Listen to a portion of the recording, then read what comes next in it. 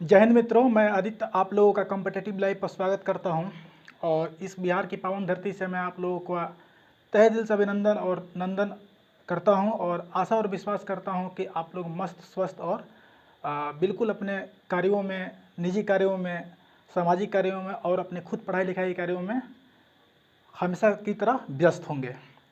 मित्रों, जैसा कि हमने कुछ दिन पहले आपको एशिया एक परिचय जो है टॉपिक शुरू किया था, जिसके अंतर्गत हमने उसको 5 भागों में, 5 भू राजनीतिक भागों में बांटा था और बताया था कि प्रत्येक भाग का हम लोग गहन अध्ययन करेंगे।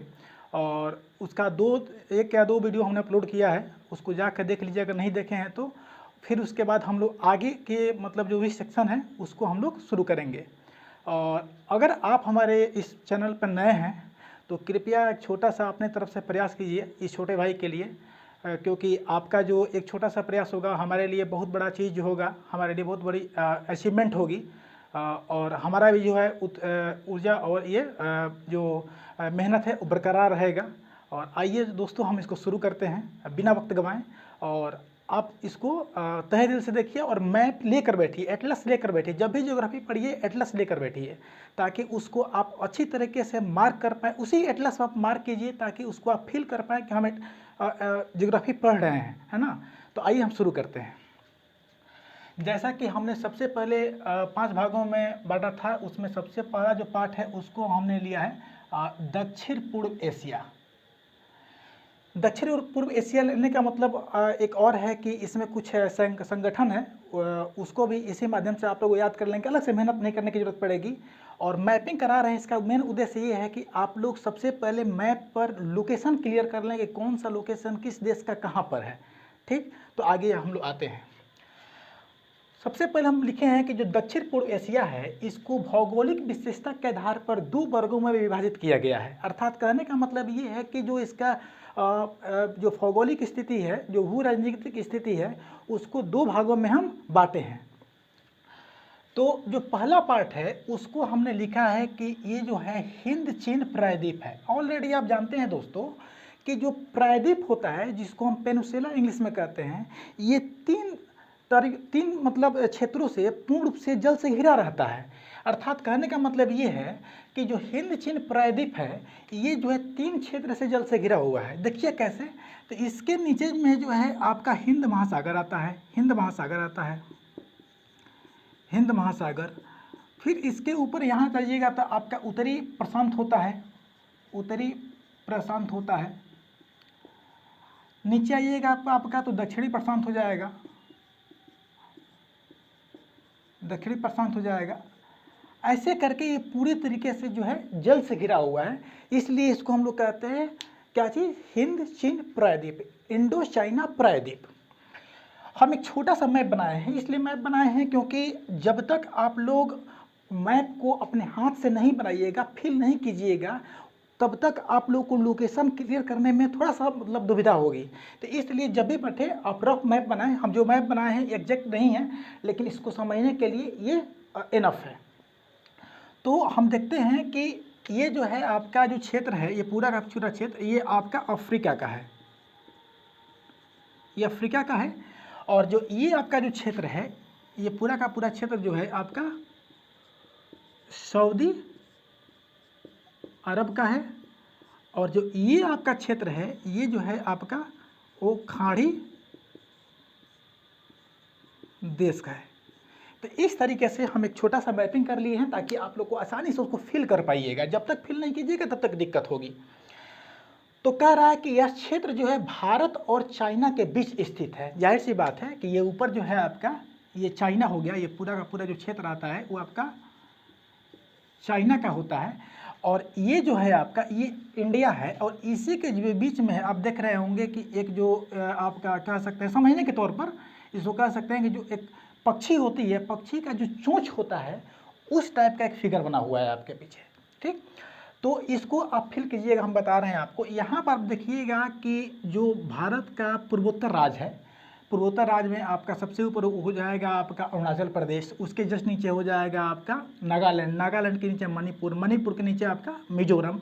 तो इसी से जो सटा हुआ आपका इंटरनेशनल पहला मेरा जो कंट्री है वो है म्यांमार। म्यांमार के बाद थाईलैंड, थाईलैंड के बाद लाओस, लाओस के बाद वियतनाम, वियतनाम के बाद आपका कंबोडिया, कंबोडिया के बाद आपका मलेशिया। तो इसको हम लोग समझने का प्रयास करेंगे। तो कह रहा है कि यह क्षेत्र जो है वो चाइना और भारत और चाइना के बीच अवस्थित है। ठीक, हिंद चीन प्रायद्वीप में कुल मिलाकर 6 देश आते हैं। कौन कौन 6 देश हैं भाई? क्या हमको अलग से याद करना पड़ेगा? नहीं, जब भी मैप कीजिए, मैपिंग कीजिए, ऑटोमेटिक याद हो जाएगा।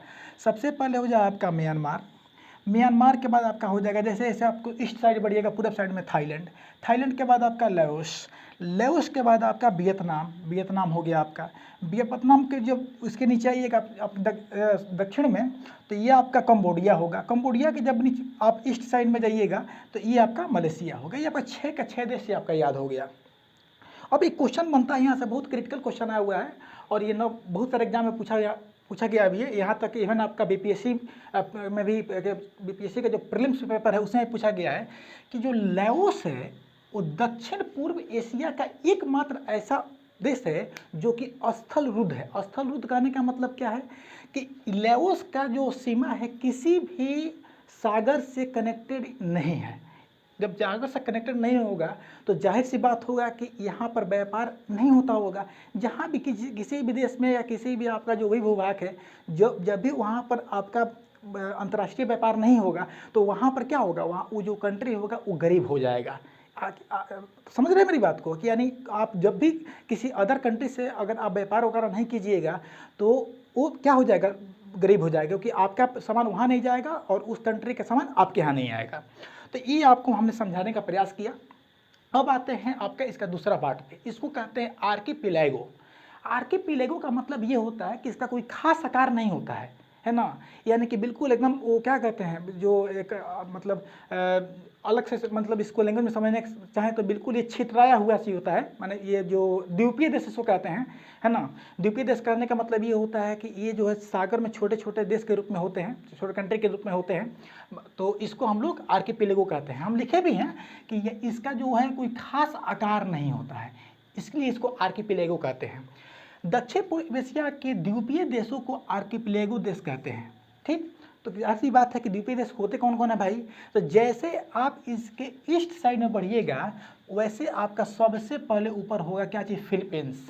याद करने में सबसे आसानी है, पहले फ की पहले ब, तो पहले फ उसके बाद ब।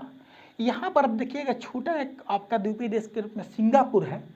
इसके जैसे ही आप क्या ये पूर्वी और दक्षिणी एरिया में जाइएगा, नहीं दक्षिण पूर्वी एरिया में जाइएगा तो द्वीपों का एक समूह मिलेगा जिसको हम लोग इंडोनेशिया के नाम से जानते हैं।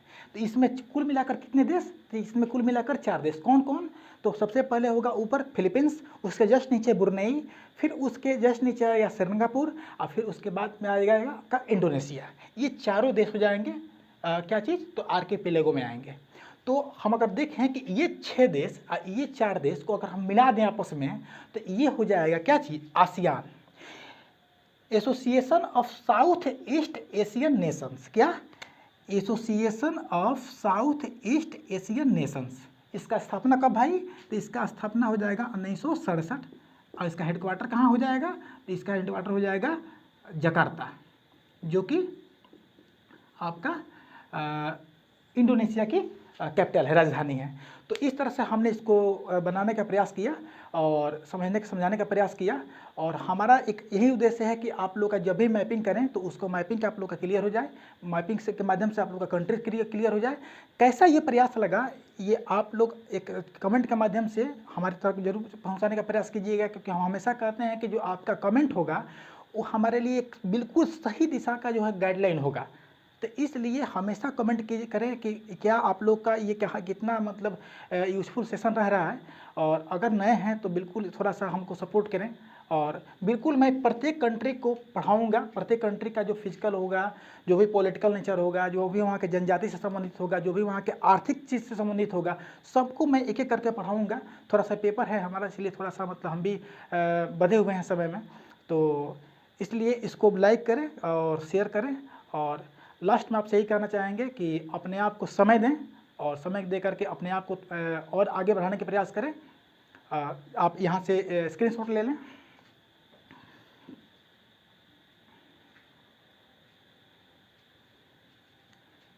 जय हिंद।